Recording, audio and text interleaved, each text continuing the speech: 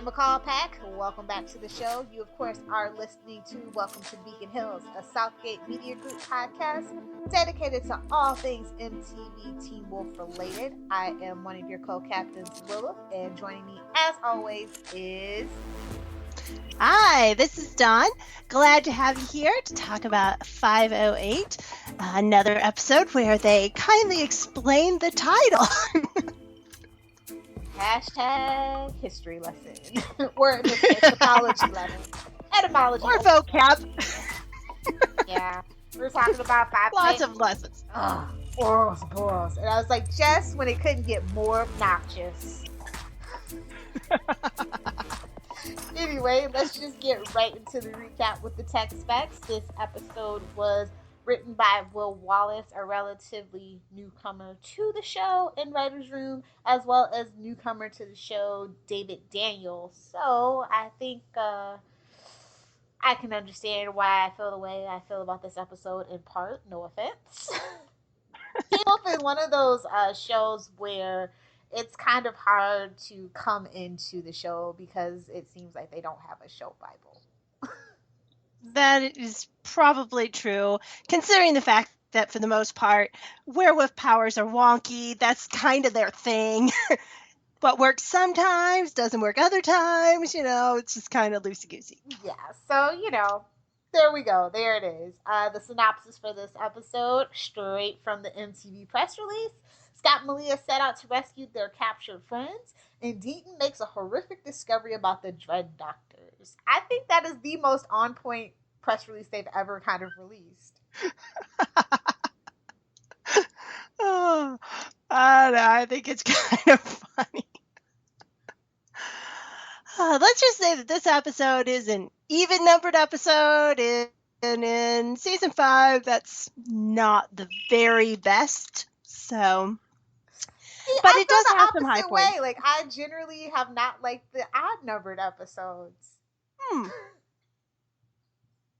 Like, I didn't like the premiere, but I liked the second episode. Yeah, see, we're just completely opposite. Although I will say that of all of the even episodes, I think this one had better pacing. So for me... That's not saying much for Teen Wolf. Well, usually Teen Wolf is on spot with pacing, and it's got fantastic pacing. This season, not so much. But I think it's because they're trying a new format, and, you can't fault them for trying something different in Season 5. So they tried it. It's not working. Let's go back to the old plan. Yeah. Whiplash. Well, let's just get into some of the good things about this episode. So whatever you want to start, or you can just mash them all together, moments, scenes, lines. I always mash them together. It's easier that way. Yes. Not only did I mash them together, but I put some highlights at the top. So the number one best thing about this episode is it doesn't have as much filler as all the other ones, which would include absolutely nothing about that freaking club. Yay! Okay, I can understand that. I think my number one thing is that I'm a huge fan of Marisol Nichols, and when she was cast as a Desert Wolf, I was itching to see her, and I got to see her in this episode. Best thing about Vegas Vacation, just saying. Well, I can say that for me, the best thing about Vegas Vacation was never seeing it, but I will say that she is a major highlight for me as well.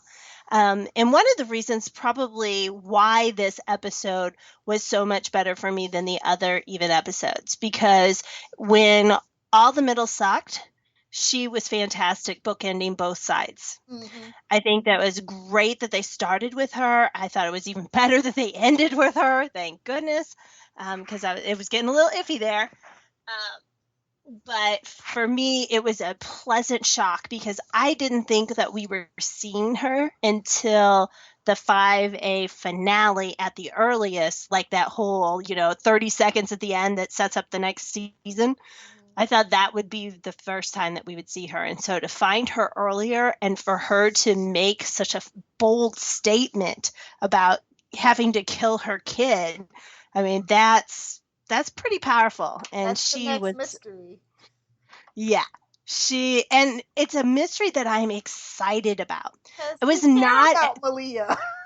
yes, I was not at all excited when, 3B ended with us with Kate, or was that? Yeah, that Yeah, was that sad. was 3B. Yeah, I was like, her again? Come on.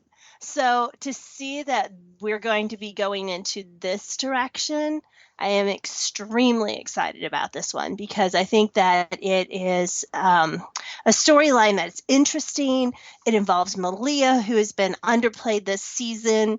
And although, in all honesty, she was probably a little overplayed in season 4, even though she was the best part of season 4.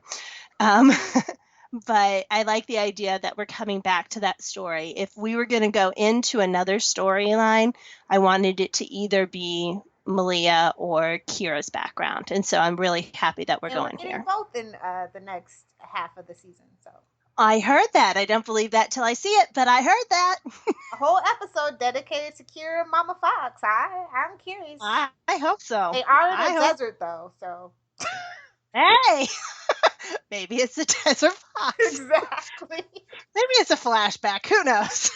I think the next thing that I really liked was I don't know. I like the Ouroboros because at this particular time I was still betting my money on the whole Phoenix thing. I think maybe. And they kind of have ties to Phoenixes, with rebirth and new beginnings have to come from an end and all that stuff. So it's just how they used it in the rest of the episode. It felt very lackluster. But the introduction of it, I'm like, okay, I could see that. All right. Yeah, I was like, okay, whatever, moving on for that. One of my absolute favorite things in this episode is Team Female Parent. They just rock big time. Mama Fox and Mama McCall were the definite highlights of this episode. And so everything about those two were fantastic. I love You're the just gonna leave Papa Fox out of it too. He was willing to go to prison for his baby girl. with the dumbest story ever. Well, nobody knows how to Ever. lie on this show, apparently. That's the thing. Yeah, well, I'm just saying that was, yeah. Team Female Parent rocked big time. And it's not really even that. It's that I love that scene with Kira and her mom telling her to read the story backwards. She has wisdom, and if you want to know about yourself as a kitsune, you need to, go with that. Go with Mama. She knows what she's talking about. And then Mama McCall, every time she puts Sheriff in his place, every single time. And it's phenomenal. So I would say that the mamas, they were rocking this episode. I could understand that. Let's see. Oh, what else did I like? It wasn't too much that I actually liked about this episode. I actually like the cinematography of Kira walking down like the deserted highway that's supposed to be the only way in and out that nobody's ever on. Yes, I'm glad we mentioned that. Highway 115. The one that they can't stop talking about for reasons I just don't understand. Are they getting paid? Is that like extra like promotional money or something? Ooh, maybe it is. We haven't gotten a good car close up with its nifty features in a long time, so hey. But no, I love the way that it was shot. I love how she was like basically in a fugue state, and I don't know, Arden just really sold it. The lost, the confused look. I just liked everything about that particular scene before the deputy showed up. Which is rather funny because I'm going to put a plus side on the deputy. I'm not saying I didn't like the deputy. I just like that isolation feeling because that's kind of one of the motifs of the season, and they sold it really well in this particular instance. I agree. I will add on to that and say that I love how Deputy Redshirt soft voice Kira into the squad car and cuffs her. She's like, surprise! She's the most competent person on this episode. Like, out of all of them, she is the most competent. I was like, wow, somebody who gets how to do their job. Smart. I like smart. Too bad I don't care one iota about you, but you're smart. Next thing that I liked about this episode, I guess you could say it's like a moment, but really it's kind of a scene where we just kind of see Styles with the blood spattered across his face, looking at his Jeep, just really pensive and in complete turmoil. And Dylan just doesn't need words. He's just such a good actor. Agreed.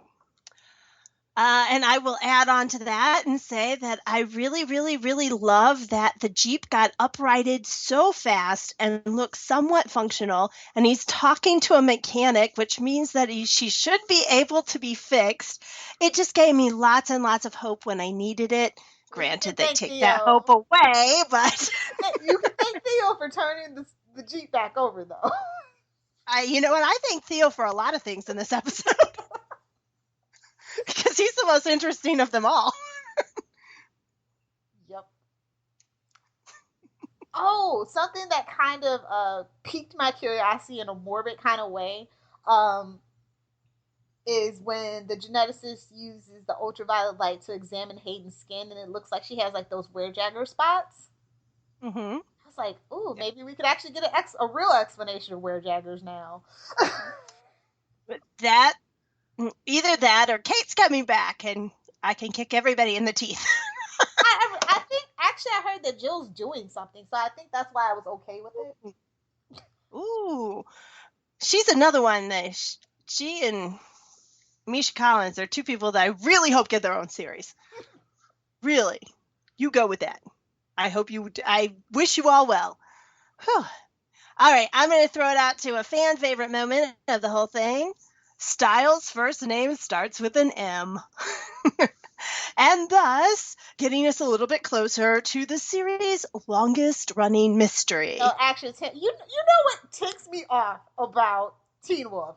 I love Sheriff. I love Styles. I have so much emotional connection to them. And I don't even know their damn first names.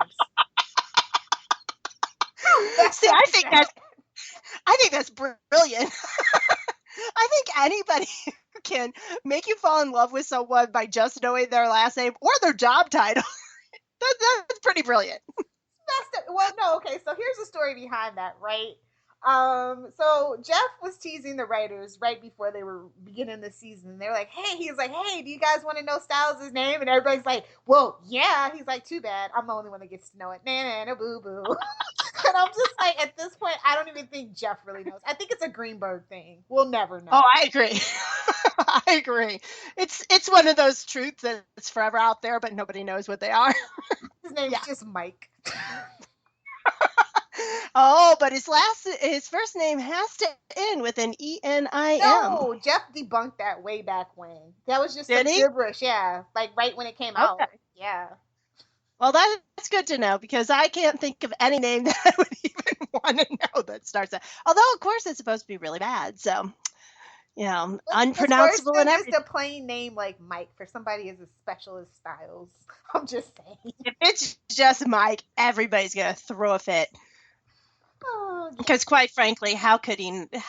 Even Coach should be able to pronounce that. Well, he wasn't drunk. Let's just not forget that.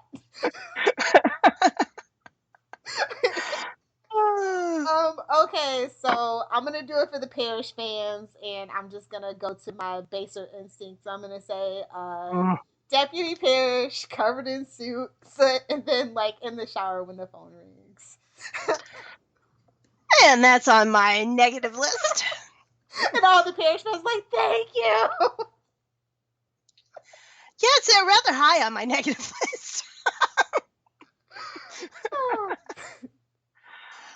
That's just grasping, Dawn. You should know that by now. When you laugh before you say it, I always know you're grasping. But, all right. Then I'm going to go with, if you're going to go with something like that, then I'm going to go with my guilty pleasure of the night.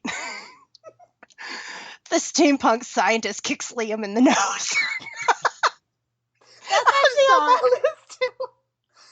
I laughed so hard. I was like, oh. And it's right after the episode where Hayden punches him in the nose, and I kept thinking, man, this boy's going to have to go to a surgeon. Thank God his dad's a doctor. Yep. I my reward? Cathartic release of the night.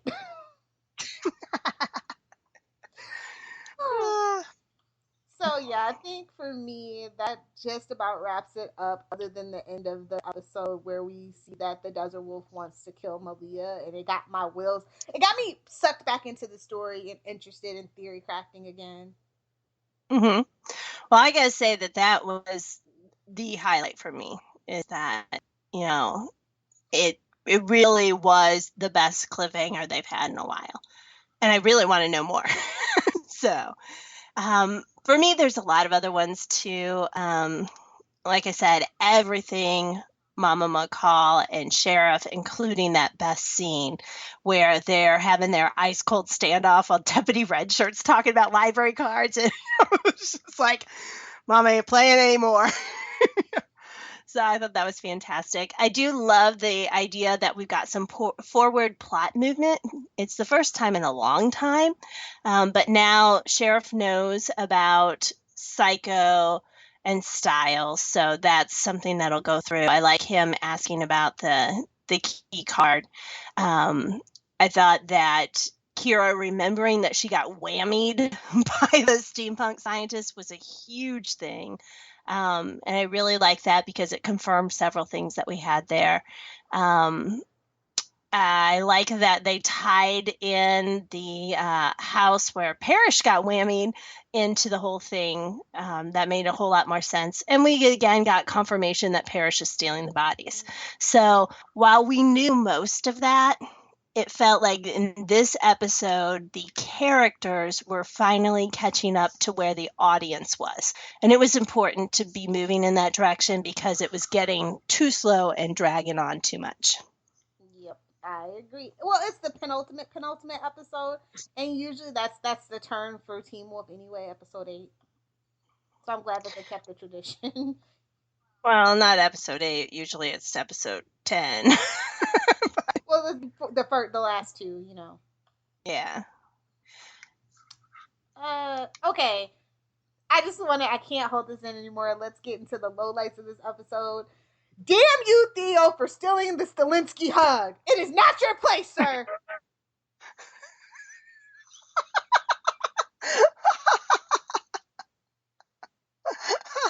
You take your lies right on out of here, mister. Well, if we're going to be cursing actors for taking somebody's place, then damn you, Mason, for taking Styles' comfort zone. Right. It's supposed to be Styles comforting Scott. What the heck? Why are you even here? Go away, sir. Just go away. Name. Why are you even here? I like that. Mason, why aren't you even here? Does he have a last name? I don't know. Yeah, I'm sure he does, but I don't care. Okay. That is your new last name. Why are you even here? Oh, God. That just ticked me off to no end. Sorry. All right. For my biggest issue with this one is that while the characters are catching up to what the audience already knows, there is absolutely zero plot movement toward the finale. The characters have caught up, but we learn nothing new. Nothing about the steampunk scientist, nothing about Theo, nothing about where this is going.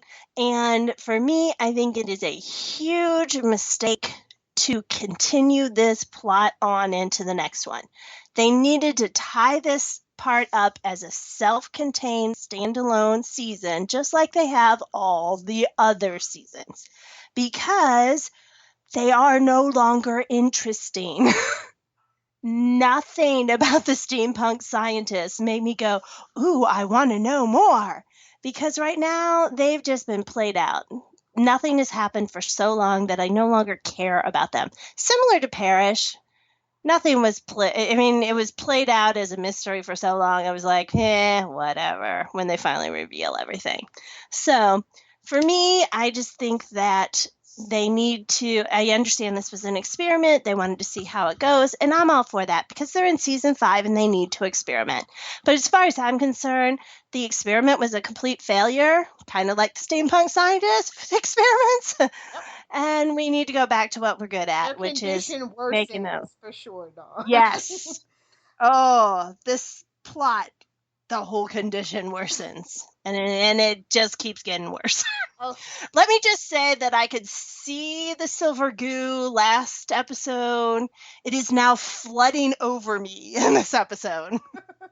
Another hug stealing scene is Scott and Theo hugging, and I'm like, okay, Theo, I liked you, but now you're getting on my nerve, and now I'm gonna have to go find some whatever kills a chimera. I'm assuming if I chop your head off, that'll work. Yeah, he's a hug stealer, and I just can't take it. It's like, look, it's fine and dandy to take the sheriff hug, but man, I need some bromance time because we knew at this point what was gonna happen at the end of the next Mhm. episode. So it was just like they could have at least softened that blow with some bro time, and they didn't. Not at all. Which leads me to my number 2 problem of this episode. It's actually number 2 and 3, and I'm going to combine them together because pretty much it's the same thing. 2, the separation of Styles and Scott kills any possibility of any kind of romance.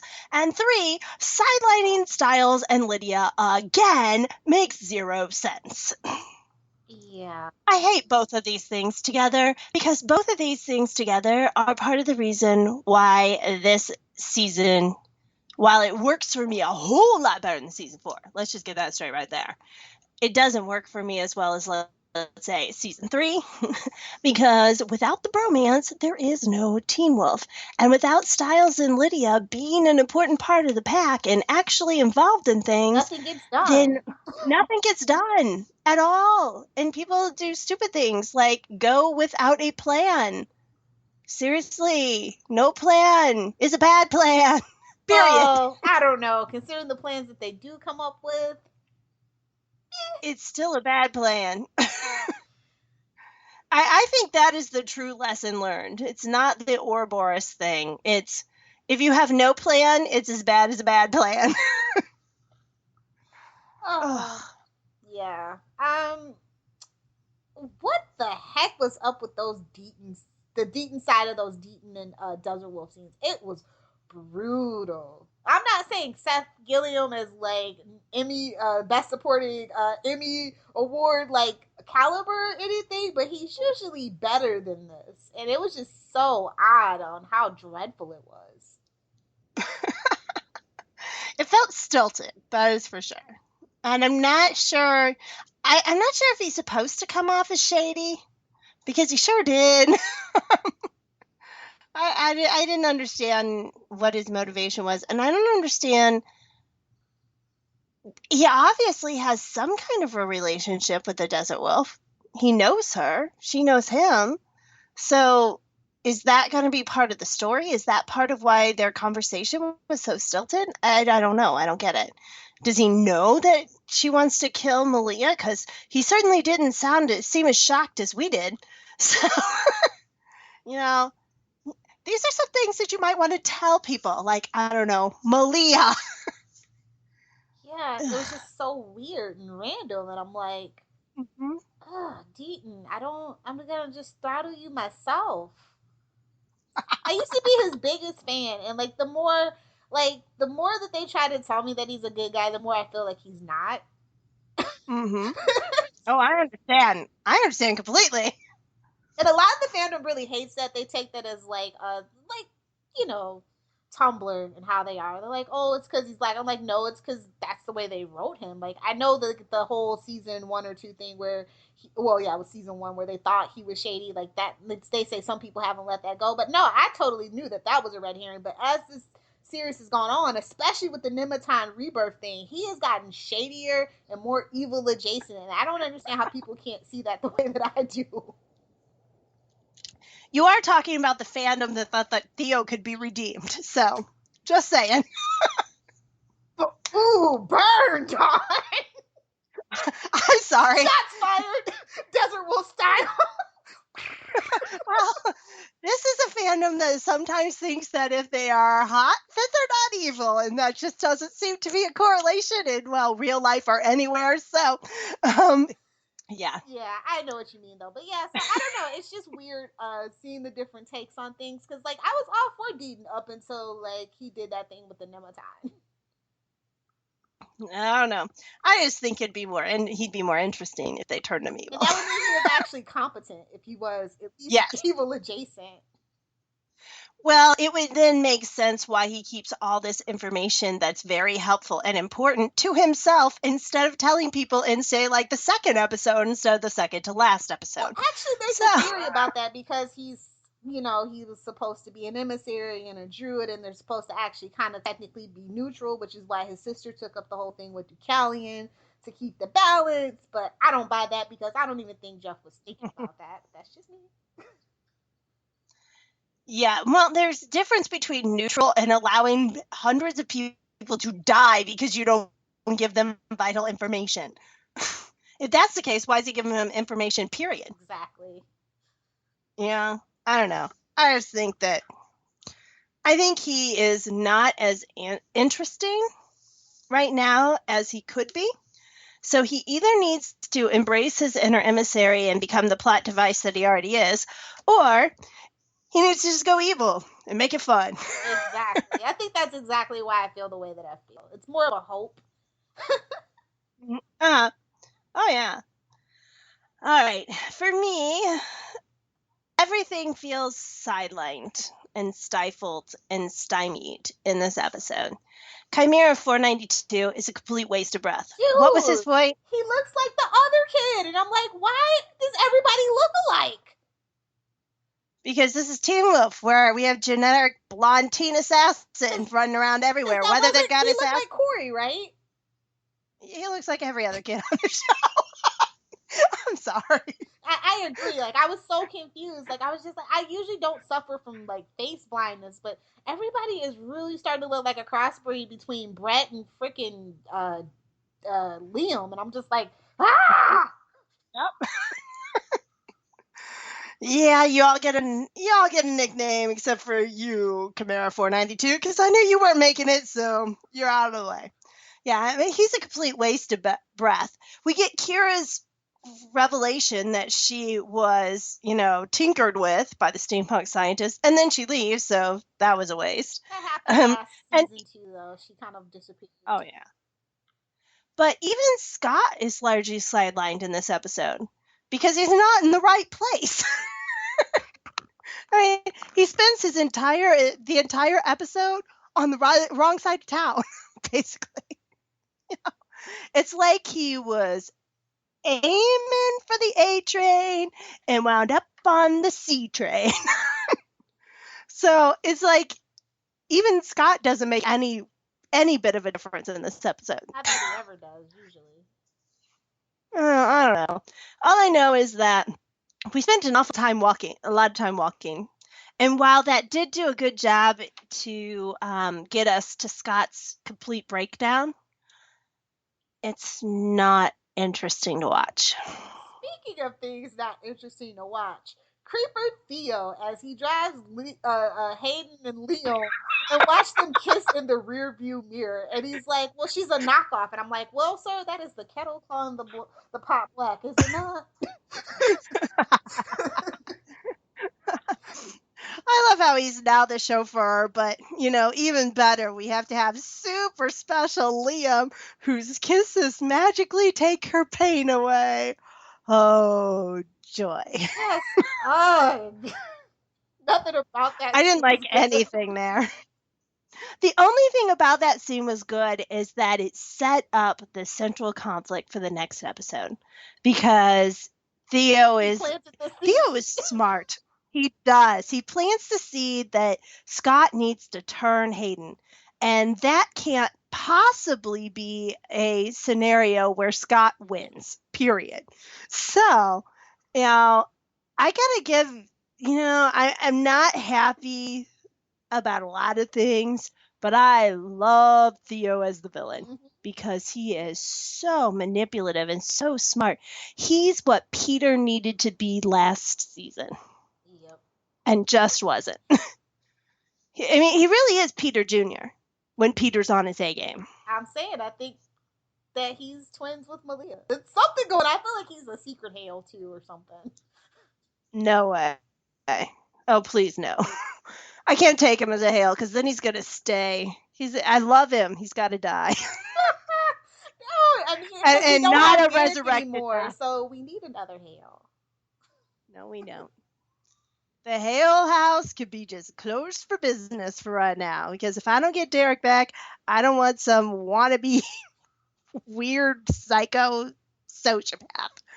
If we need a Hale, let Peter break I out. say bring Jackson back and say, yeah, Peter definitely was his dad. Ooh, ooh, let's not do that either. I'm okay with bringing Jackson back, but I don't want to have Lydia involved with anybody associated with Peter. Nope. That's too creepy, rapey. Yeah, no, let's not go there. Oh, God, this episode, I can't even. You want to know what my central problem was? This is directly from my recap. Scott meanders through tunnels with no plan while Stiles sits in a hospital waiting room, and there's only 2 more episodes before hiatus. That's the central problem of this show. Yes, and more yes. Ah, You've got your main 3. One is babysitting, one's sitting in a waiting room, and one is, running down tunnels aimlessly. Those are your 3 main characters. yep. There's a problem with that. Other things that were not good. Sheriff's new by the book attitude. Yes. Seriously, why now? This would be perfect if it was season 3. We're in season 5. Why the heck are you starting now? It's been over a year since the man learned about the supernatural, and it's not like he hasn't been breaking all the rules since then. Well, what the heck is up with well, this? it's finally not directly related to his son, so now he can put his foot down. Oh, really? Because it's about to be directly related to his son, and he just said that he didn't care, that he was going by the book, whether his son was involved or not. Yep. And we'll see how fast his tune changes. Well, it already changed with, our lovely villain's little story, Yeah, but exactly. But the truth about that has to come out too eventually. So. Oh, it's already pretty much come out now that he's revealed himself as evil. So, yeah. And then the worst liar in the history of the world is History Dad. Seriously? What was up with that story? I stabbed her, then she walked to the McCall house and died on the kitchen table? What, she picked the lock, let herself in, grabbed a sandwich, and then just expired? What the heck? That makes 0 sense. He did it to try to protect his daughter. I can appreciate that because he doesn't have a power. You know what I mean? He has he has the power to be a dad. And you know what? Dads have the power to get lawyers. To tell their kids to say absolutely nothing. Well, their house was get in a foreclosure, lawyer. Dawn. I don't know if they have money for it. Were they in foreclosure, No, or were they just moving? it. They were just moving because they were smart and they were getting the heck out of Beacon Hills. Yeah. Yeah, I'm pretty sure she's one of the only people who did not mention money problems in season 4. But yeah, I mean, this is a prime time when silence is golden. Concoct your story together, come up with something that's at least plausible, and then go for it. I don't know. He's too smart for this. Really too smart for this. Again, new writer, new director. True. It's a steep learning curve with Teen Wolf. I do not envy anybody who has to come into that writer's room cold at all. Mm-hmm. Well, I'll tell you one thing. I've learned that if I'm ever going to be a writer for any show, I'm going to watch all the episodes before I start my new job. Because I don't think that you can really understand a show without doing that. Or you can do what Supernatural does and just read the wiki. I shout out to Teen Wolf Wikia, though. They are superb at their job.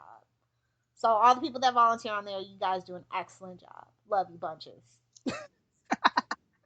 Yeah. And we love everybody who cares enough to put in their time and their effort to do things for the show. They almost rival Supernatural Wiki. I'm just saying.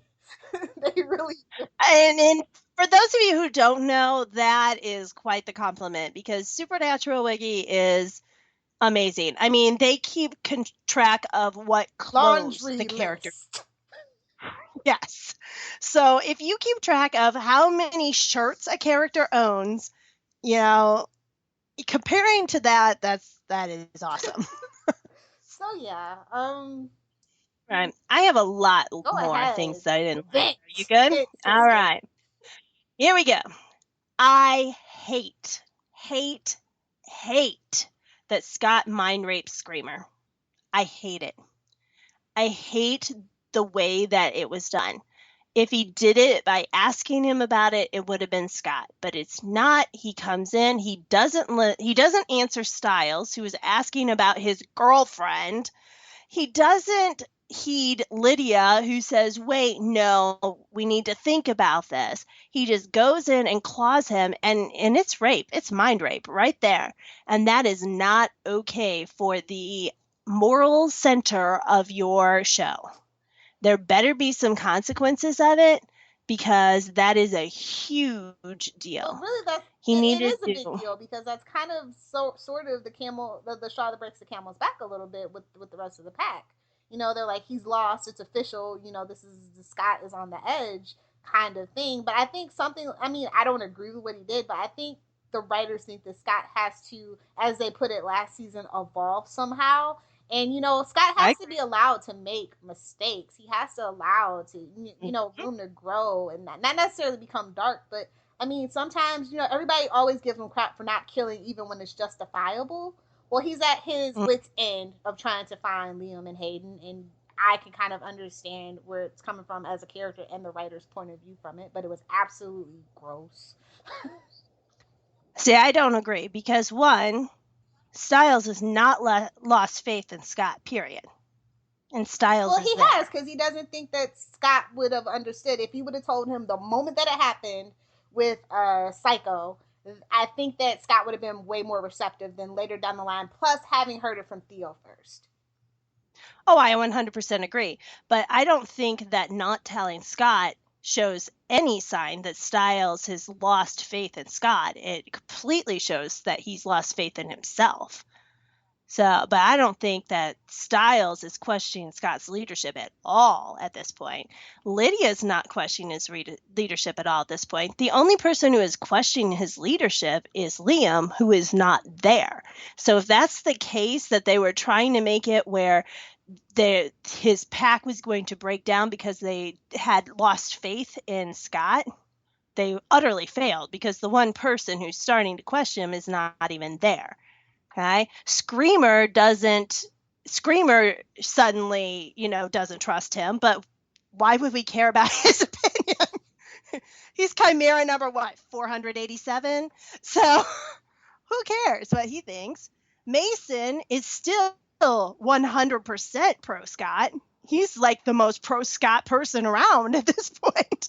So it didn't phase him at all. Theo just found something that he could use, but he was using things before anyway. So, if the goal was to make the pack start losing faith in Scott, they completely missed the boat.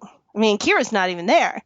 So, yeah, there's just nothing Well, the for thing that with for me. Kieran Scott though is like he lied to her, and I think she figured that out too about the. Well, and again, it's that she is doubting herself more than she's doubting Scott, though.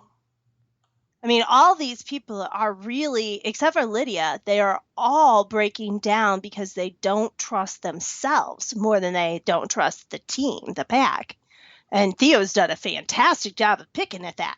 I mean, so, well, Liam's lost faith in Scott. But other than that, for the most part, it's all about them losing faith in themselves and not losing faith in Scott as a leader. So, if that's what they were going towards, they needed to do it in a totally different manner. I think that having Scott kill someone would have been a whole lot better than having him mind rape Screamer. Yikes. I I think do. everybody would have cheered for Because, that, honestly. Like, oh, finally! yeah, Oh my God, Scott! Thank you! that's true. As long as it wasn't an Absolutely. innocent. Right. And I think that's the problem. And last week, I was cheering for Scott stepping up to his leadership position because he told off Liam. He flat out said, this is what we need to do. He made the hard choice. He realized there were consequences to that hard choice, and it came back to bite him. And that's what real leadership does. Yep. Yep. So, yeah, in all honesty, that is, if you want to be a leader, it's going to come back and bite you, period, at some point. Probably at multiple points. So, I completely cheered that. But this was way out of character. It was way overboard. And it just doesn't make any sense because he's not listening to anyone.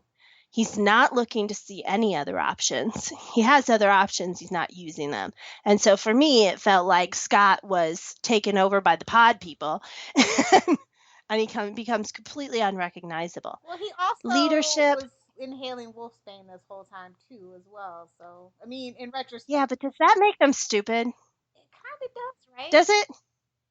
I don't know. See, I never thought it made them stupid, but apparently on Teen Wolf, leadership equals stupidity. Yeah. Because every time somebody becomes a leader, suddenly they chuck their brains out the door and they're complete morons. I mean, Derek was a halfway decent fighter, a halfway decent leader, and a halfway decent guy until he became the leader. And then suddenly he couldn't make a decision to make his life. I mean, he became an idiot. And it's like, oh, Scott steps up to the leadership role. Now he's a moron. Really? Is that what we're going for? Because that's what it feels like. Well, I have my feelings about how they've written Scott and why I feel like Scott's the underdog despite being the lead Teen Wolf, the actual Teen Wolf in the show. So, Well, I think Scott needs to be written better, period. Yes. Absolutely. And I am all for him growing. I'm all for him making mistakes. I am not for him becoming suddenly out of character to do so. I mean, it's not the first time, though. I guess at this point, it happens at least twice a season, in my personal opinion, where Scott just does something uncharacteristically un-Scott-like. So, yeah, but this came out of the blue. There's no build up for it, and it just is like, are you kidding me? I hate everything about that. I think that was the worst way that they could go because it's just out of character. There's no build up. It seems foreign, and it's rape.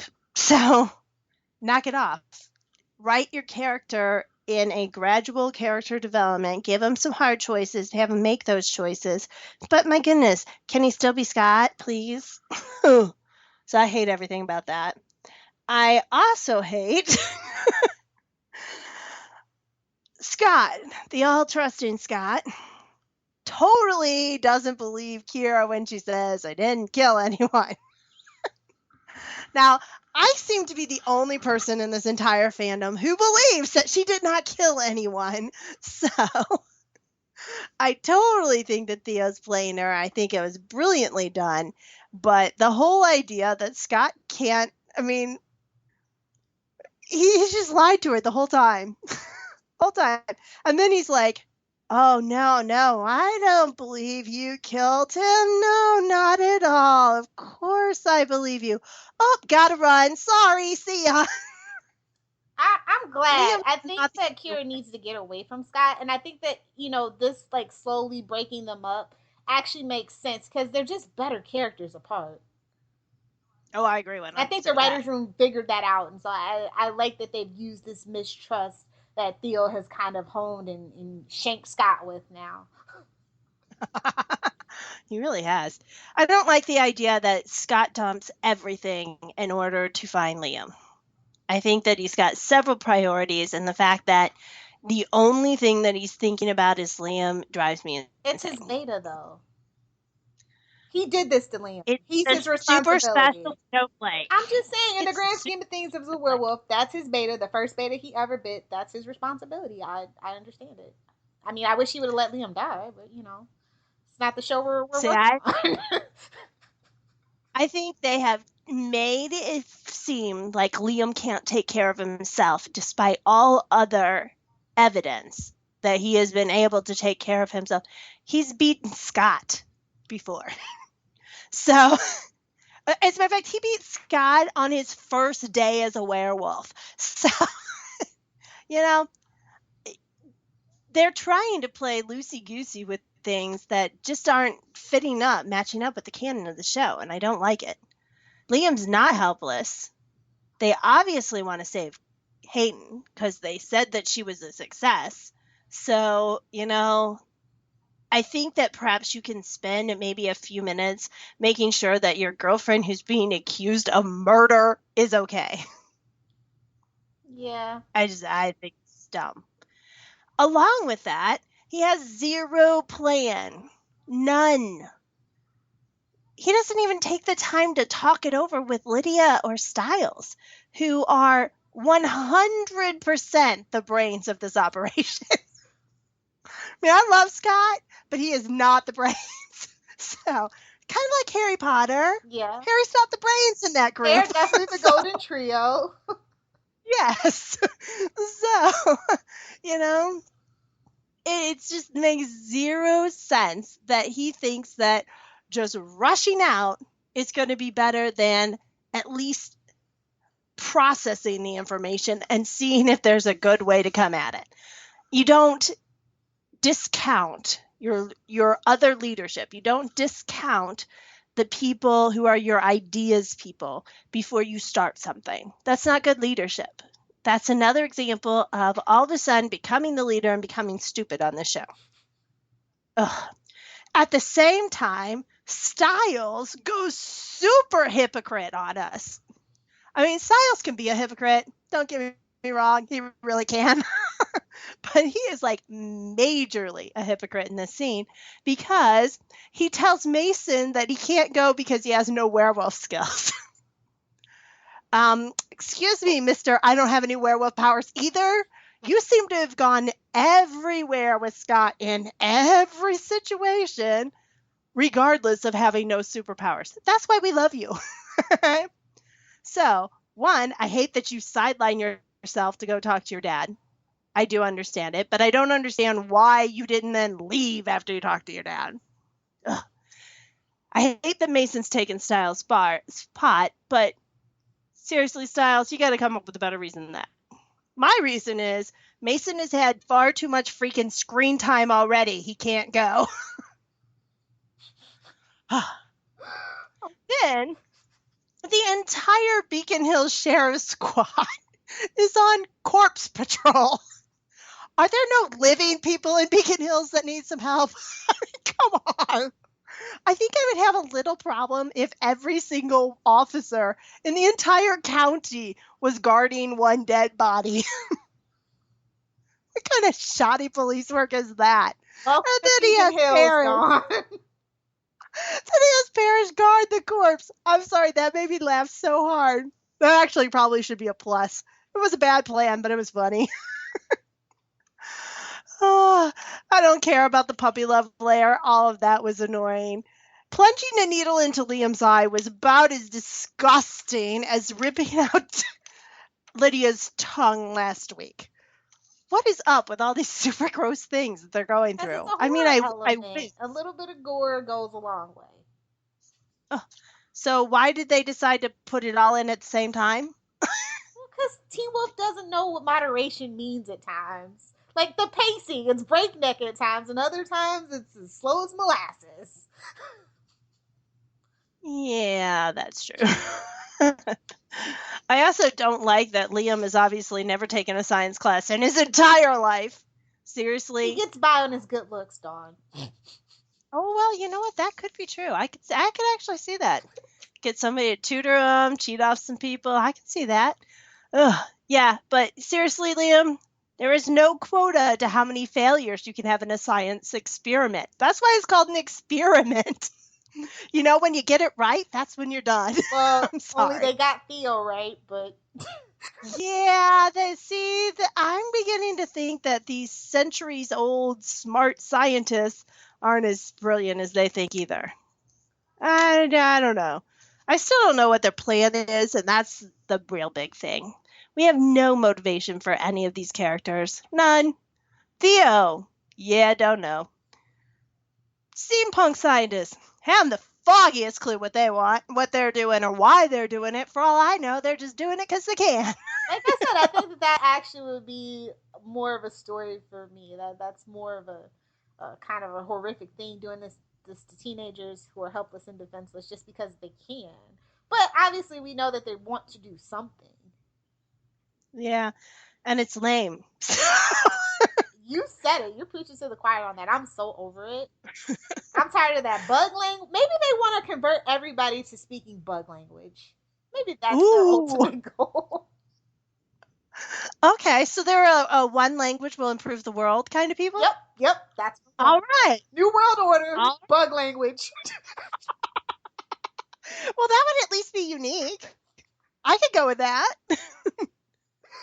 Nobody will ever understand each other except for those people that they've done. So, I don't know. Not a fan of Styles lying about the key card, but I'm really, really not a fan of Sheriff not even listening to Styles. What's up with people not listening to Styles? He's been right every time this season, except for when he decided not to tell Scott, of course. So, yeah, that was just dumb. You think maybe he might know a little bit more about what's going on? Talk to your son, Sheriff. He's got some stuff he needs to tell you, even if he doesn't. Contrived drama is contrived. That is the actual theme of this season. That is true. Anytime you put a rift into a group of people, it's contrived. Because no group of people falls apart that fast and that much, period. I mean, one or two people might break off and fall apart, or you might break into two sides over something, but no group falls apart like this. It's just not natural. It's very, very much contrived. Sorry. I would definitely say it's supernatural because Supernatural is the king of contrived drama. I can't help myself. Here's my different glasses. That was awesome. Also, things that I don't like, and I'll wrap it up really quickly. No one bothers to call Scott to tell them they're in the wrong place. Okay? Not even Lydia. Still got that brain whatever. I guess so. It's just weird. You'd think that once you know where it is, you'd want everybody to be there because, you're going after the steampunk scientists. So, yeah, that makes zero sense at all. What's up with nobody ever calling anyone? Hate Mason in every way, being the Styles replacement in this episode. I'm not a big fan of everybody hugging Theo at the end, but I did think that this look on Scott's face was pretty awesome. I wish they had gone with that. And in no place on the planet, except for Beacon Hills, does nobody mean no charge in a murder investigation when they already have a confession. What the heck? Give me a break. That doesn't even make sense. I murdered someone. Oh, I'm sorry. We have to let you free because we can't find the body. What? Somebody needs to watch some things I dislike. Yeah, they just need to watch any show that has cops anywhere in it, please, at some point. The Supernatural people could watch a cop show or two also, just saying. Gloves, people, gloves. Yes. Yes, and yes. It doesn't take Abby Shudo to take you down if you leave your fingerprints at the murder scene. But anyway. Well, let's get on into the review of this episode. Who or what was your MVP of this episode? My MVP of this episode is Team Female Parent, because they were the best thing by far. Again, for me, it's the technical aspects of it, the cinematography, the scoring. I like the ambiance of it all. That's my favorite thing. I think they've been doing a really good job with the horror element and maintaining it as an overall arching motif. Mm-hmm. Very cool. Best character? It was a tie. Mama McCall is the right, there is the outright most awesome character in this episode. She just rocks every single time. I love how she is just sassy and she is not taking it anymore. And she's like, this is my pack and I'm telling you what's what. Because really it is her pack. She's the den mother. Yes. Mm-hmm. Get it? Wolf Yeah. den. Yeah. Got it. But I also want to give a shout out to Theo because he's the smartest person character of the night. And I think that's important. I think I'm gonna actually give it to Hayden's sister, Deputy Redshirt. I don't know. She was the person that made me chuckle, and I didn't see that coming. So kudos to her. All right. Because the main cast were all pod people that I didn't recognize. Very true. Notice how neither of us said anybody who is a main character. I guess Mama McCall could be considered a main character, but she's really not. Unfortunately. But she should be. Should be. Mama McCall and Sheriff should be the star players of this show. I'm just saying. I agree. Notable, quotable.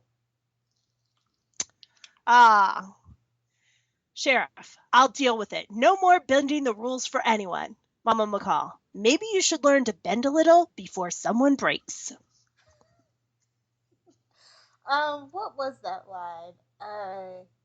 Where the Desert Wolf is talking to Deaton, and she's like, "Well, I hope for her sake she is dead." And Deaton's like, gives the look like, I guess. You don't need to go to Peak Hills to find out. Stay with me in this weird Chernobyl, not Chernobyl situation. Fake Chernobyl. I just don't get it. The actual quote is Desiree. Well, I hope you're telling the truth, because if she is still alive, I'm just going to have to kill her again. I don't understand why people thought that meant that Malia was dead and then resurrected. It just seems to me like she meant, I thought I killed her, but I didn't, so I'm going to go back and do it again. Exactly. They want her to be a chimera or something and have had, like, I'm like, dude, she literally, when the accident happened, coyoted out and was like, peace, y'all, for 8 years. So, I mean, it's not too much more to this story, people. I agree. I thought it was a little weird that everybody, because I was like, what are they talking about? And then somebody mentioned that quote and I'm like, well, that doesn't mean she was actually dead. It just means the girl thought she was dead. Yeah, her sister. She thought that the little girl that was Malia's sister was her, I was assuming. I just assumed that they said car crash, everyone dead. She read the newspaper and said, okay, job done, moving on. Well, since Who she's do I kill next? Bounty hunter, though, don't you think she would have saw the bodies? She would have wanted to inspect it for herself or whatever? I don't know. I think when nobody emerged from the car for like weeks after alive, I would assume she'd be like, yeah, no, we're good. Well done. Yep. Okay. Let's see. Most memorable moment? That would be... Is this the episode where Styles throws the wrench through the windshield? No. Okay, that's the next episode. Yeah. Oh, damn it.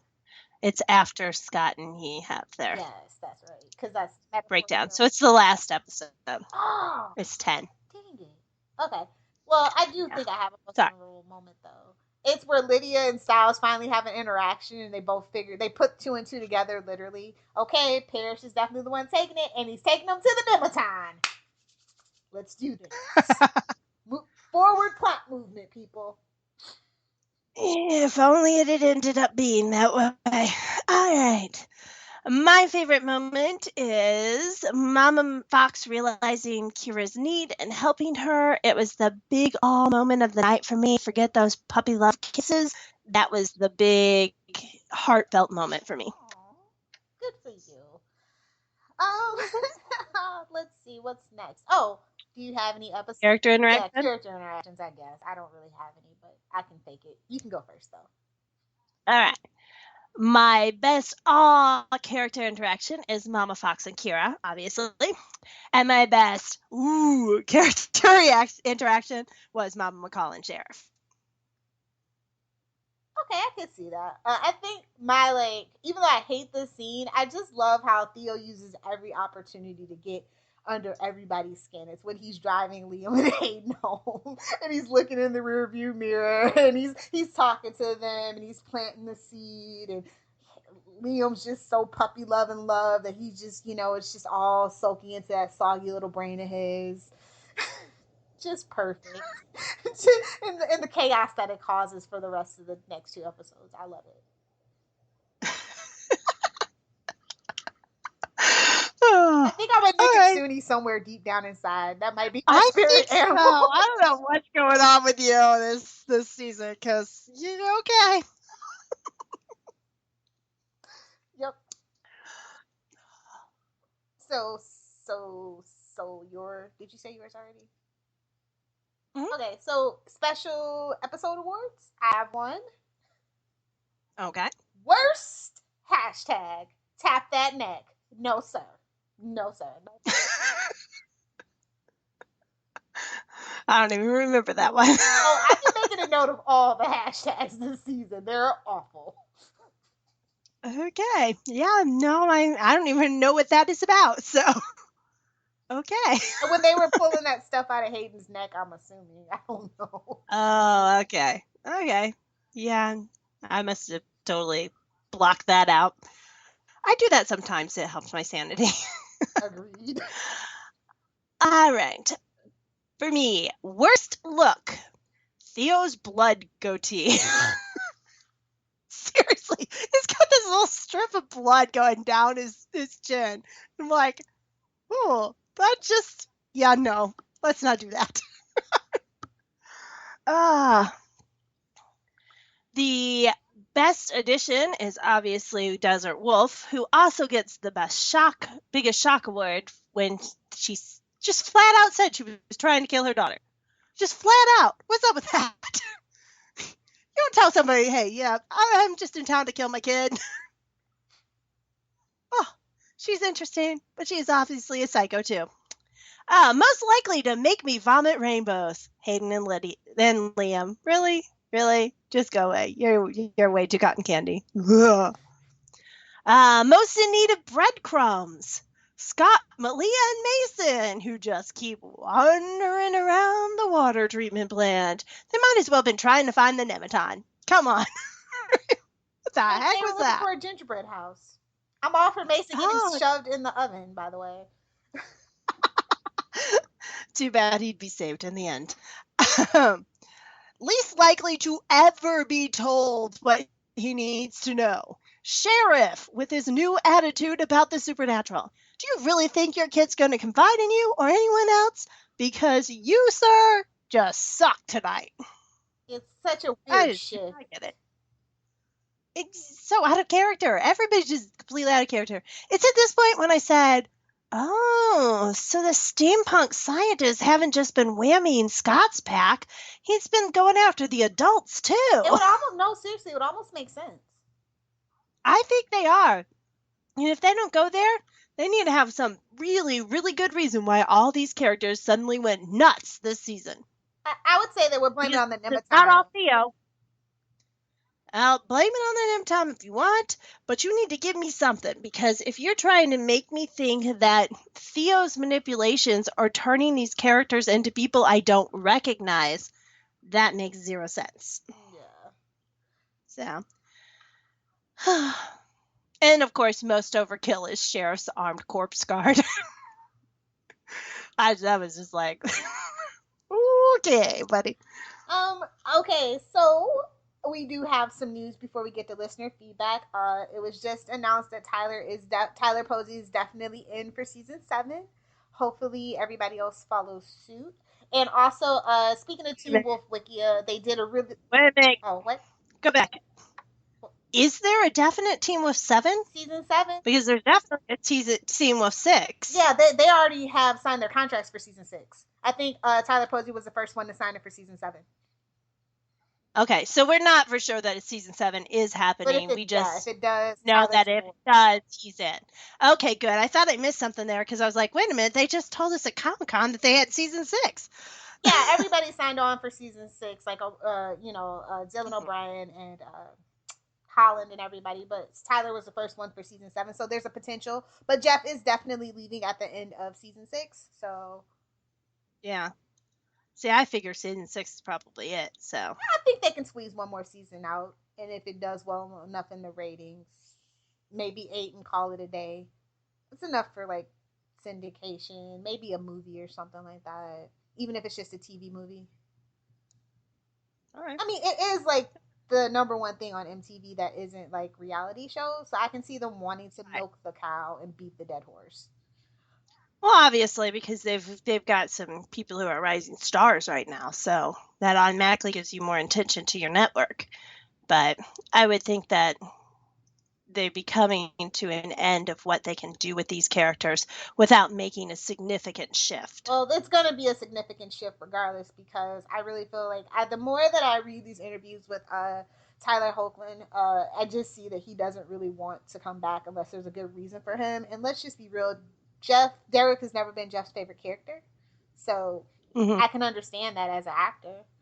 Same reason, kind of why Crystal left. So, I just wish them all the best. But I mean, he wants to make Tyler the new Derek, from what I was gathering from a lot of the interviews. And I mean, that he had a lot of ideas for Derek that actually didn't pan out. So he has an interest in actually like doing something with, if like that happens, if say Dylan leaves and all that stuff, like he does still have like a contingency plan for Scott to leave for the new showrunner or whatever.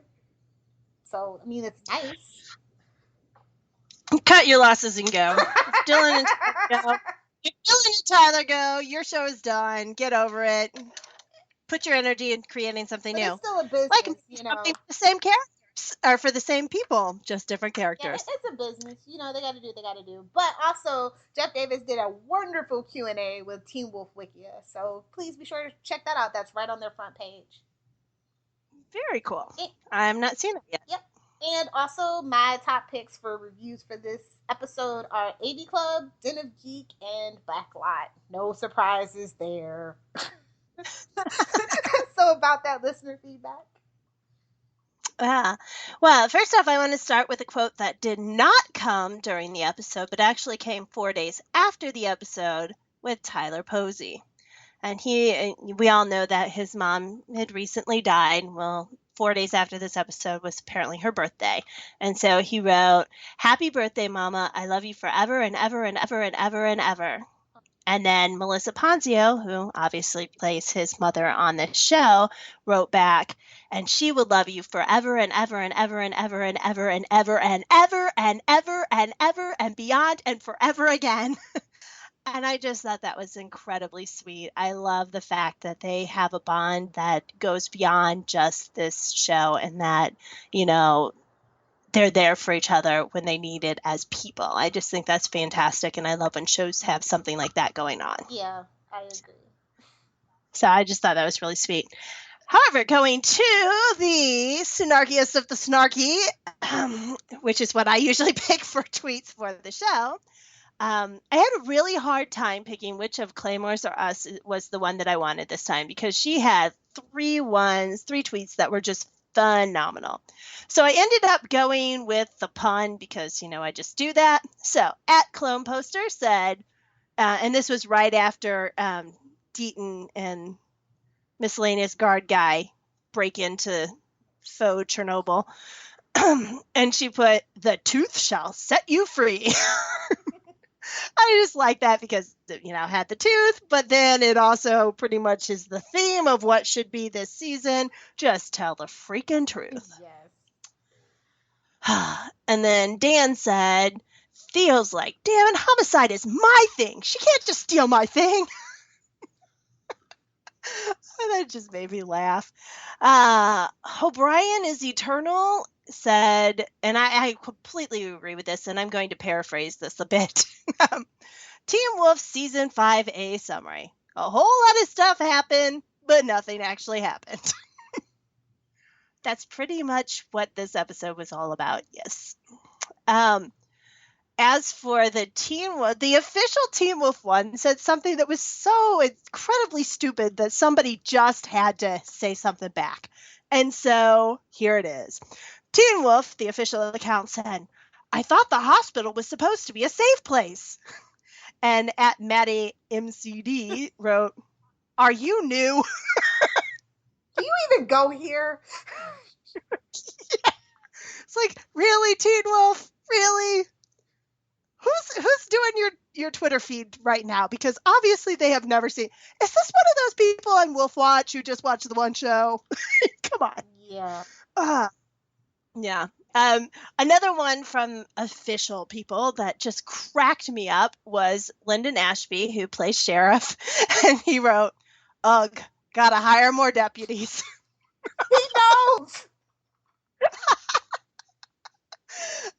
It just absolutely cracked me up. Like, oh yeah, definitely.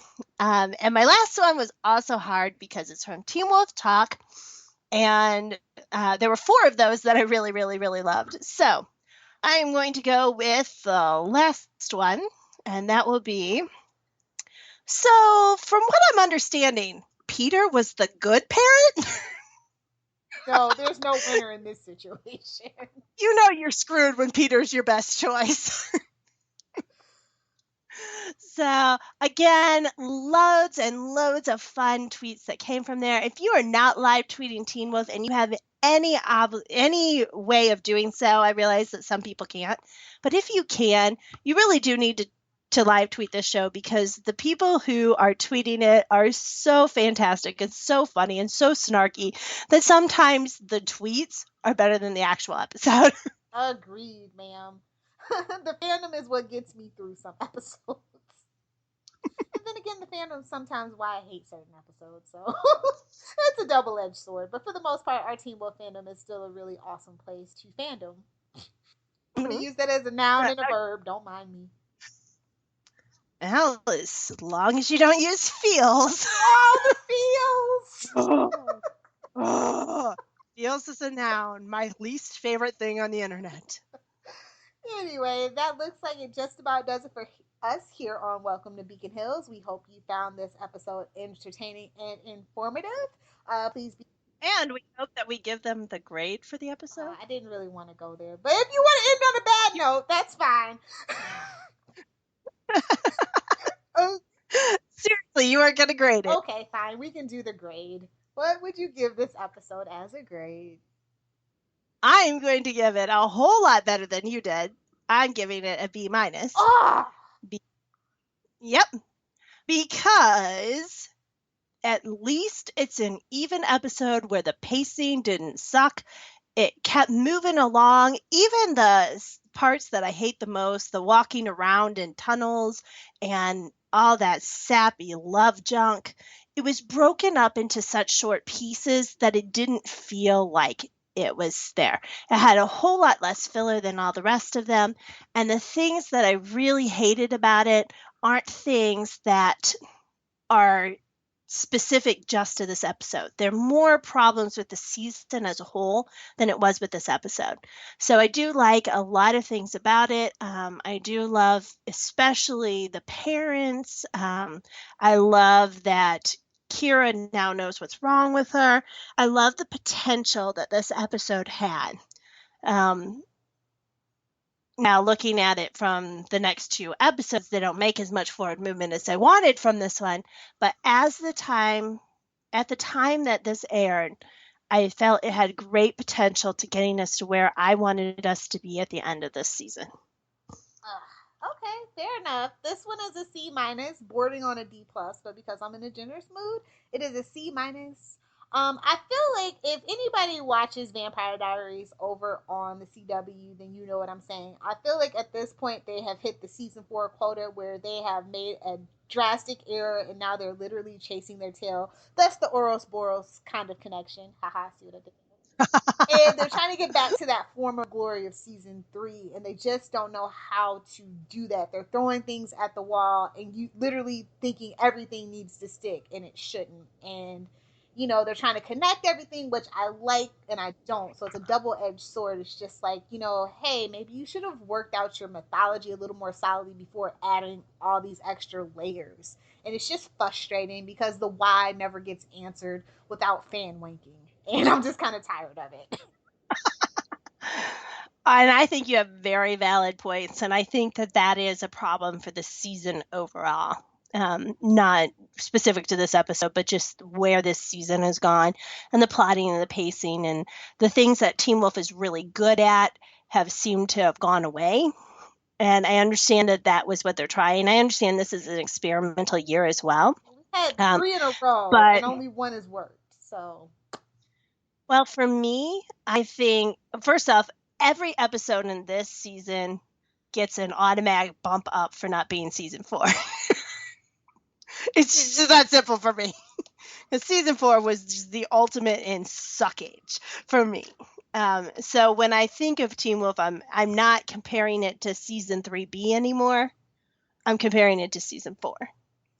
So compared to season 4, this is like frosting and sprinkles cupcake kind of season. This is the thing about Teen Wolf, and I think this is like, for me, I've just kind of learned how to do this, is to grade Teen Wolf within the season that it's in and not anything that's come before it, because technically, really, at the end of the day, almost all of that stuff is very much standalone and self-contained. So for me, like, I just don't think that it's fair to compare anything that came before or after season 3B to it, because it was just like lightning in a bottle, and it'll never happen again, nor should it.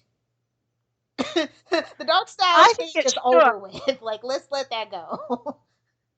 I think lightning in a bottle should strike again, but not in the same way, obviously. Yeah. Oh, yeah. I don't expect it to ever be as good as 3B. I don't. Because 3B went so far beyond typical Teen Wolf as far as greatness went that, you can't expect that every year. Yeah. I don't expect it to be the complete failure that happened in season 4 afterwards. But, when I look at Teen Wolf, I'm going to say 3B was by far the best, 2, 3A, then this one. I think this one's better than season 1. So, does it have big holes? Absolutely. Does it have wonky canon? Of course it does. It's Teen Wolf. Does it have the end of my bromance? It better not. But I can respect them for the things that they're trying to do. I can respect them for taking a risk. And it is a risk to break apart all your main characters. Mm-hmm. It doesn't make any sense to do so. And so I always have a problem with that. But it is a risk to do that. And if it pays off in 5B, I'm going to like 5A a whole lot better. I hope it does pay off, but I mean, it just is what it is. Because technically, this is only the hiatus. It's not the rest of the season, so it's just really tough to judge at this point if everything is for not or not. For not or not. Here we go. So, yeah. All right. Yeah, that's all I really have to say about it. It's just getting to that point where it's like, I can only ask why so many times, and, I have to, like, literally take a comparative mythology course, and then when it doesn't line up with its own mythology within the universe, it's just driving me barking mad, man.